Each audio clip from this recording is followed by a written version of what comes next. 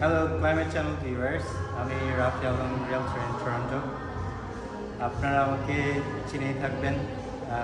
Recently আমার 3টা গান আমরা লঞ্চ করেছি, আমি আর ডিজেরা। অলরেডি 1 মিলিয়ন ভিউ হয়েছে। It's good starting. Thank you. তো আমার সাথে আছে রক্তকরবীর নন্দিনী, সেটা তনুকা। তো কিছুদিন আগে আপনারা জানেন যে খুব সাকসেসফুল একটা শো করেছে ওরা, রক্তকরবী মায়ের খেলা।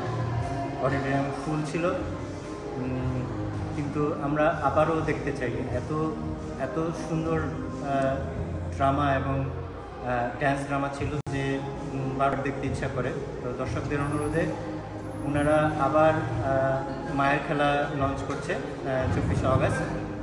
তো তনুকা, এই যে এত হিউজ রেসপন্স,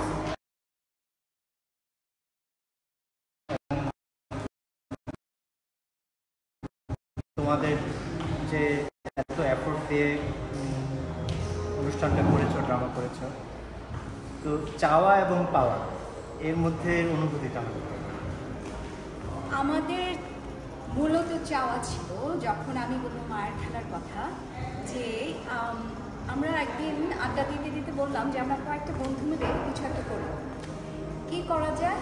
এমন একটা কিছু যেখানে আমাদের বাচ্চাদের ইনভলভ করতে পারবো। সেটা থেকেই প্ল্যান আসলো যাতে ট্যাগরের কোনো একটা প্রোডাকশন করি, এবং সেখান থেকেই মায়ের খেলা ইত্তেলার বললো যাচ্ছে মায়ের খেলাটা করি। আর সেই মায়ের খেলাতে অনেকে ভাবে আছে মায়ের খেলাতে বাচ্চারা আসে কীভাবে, এটা তো একটা প্রেমের, মূলত একটা প্রেমের একটা গল্প না। কিন্তু আমাদের অত্যন্ত ক্রিয়েটিভ ডিরেক্টর ইত্তেল আলী, ও সামহাও ঢুকিয়ে দিয়েছে বাচ্চাদের। এবং সত্যি কথা কি, যখন আমি নিজে মায়ের খেলাতে আমি নাচিনি বা মানে পারফর্ম করিনি, সো আমি অডিয়েন্সে বসে দেখেছি। আমি যখন দেখছিলাম মনে হচ্ছিল প্রমোদা বা অশোক বা অন্য বড় বড় মানে পারফর্মারদের চাইতে বাচ্চারাই যেন স্টেজটাকে একদম ওন করছিল। এবং এই যে বাচ্চাগুলো, এই যে টিনেজার এবং একদম চিলড্রেন, ওরা যেভাবে পারফর্ম করেছে নির্ভুলভাবে, এবং শুধু তাই নয়, এই মায়ের খেলার এই পুরো প্রসেসটাকে ঘিরে ওদের যে একটা আগ্রহ জন্মেছে রবি ঠাকুরের প্রতি, বাংলা গান, বাংলা নাচ, বাংলা সাহিত্যের প্রতি, এটাই আমাদের পাওয়া।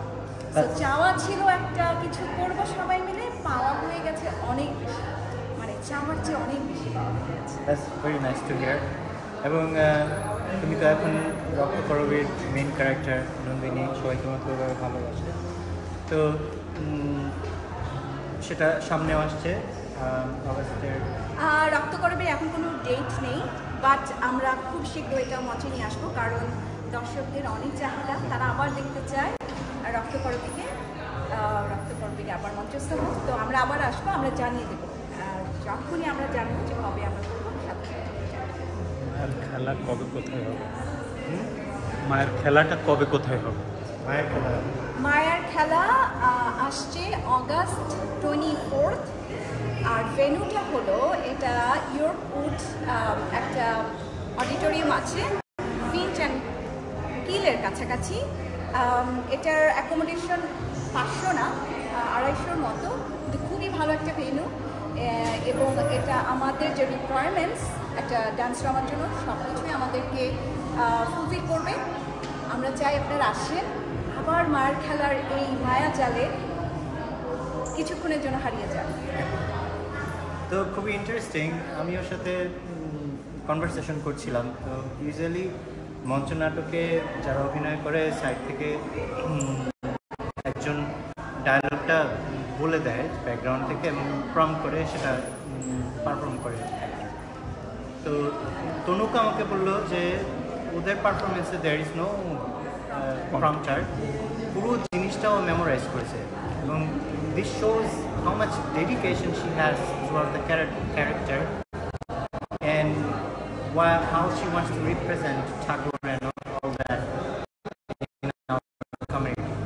তো আমি শেষ করার আগে, যেহেতু পুরা ডায়লগগুলো মুখস্থ, নন্দিনীর কাছে জানতে চাবো যে ফেভারিট ডায়লগ কি এবং সেটা কিভাবে দিতে হয়। ও মাই গড, গুডনেস, আমার তো প্রতিটা ডায়লগই মানে ফেভারিট। সবচেয়ে আমি বলবো যে একটা খুব কষ্টের একটা জায়গা আছে যখন নন্দিনী জানতে পারে যে রঞ্জন মারা গেছে, কিন্তু নন্দিনীর জীবনে রঞ্জন তো একটা একটা কি বলবো, একটা আশা, একটা আলো, একটা প্রমিস। ওর রঞ্জন হয়তো তার দেহ থেকে চলে গেছে, কিন্তু নন্দিনীর মনে এসে এখনও বীর। তখন নন্দিনী রঞ্জনকে বলে যে বীর আমার, এই নাও তোমার মুখটা পরিয়ে দিলাম এই নীলকান্ত পাখির মালে।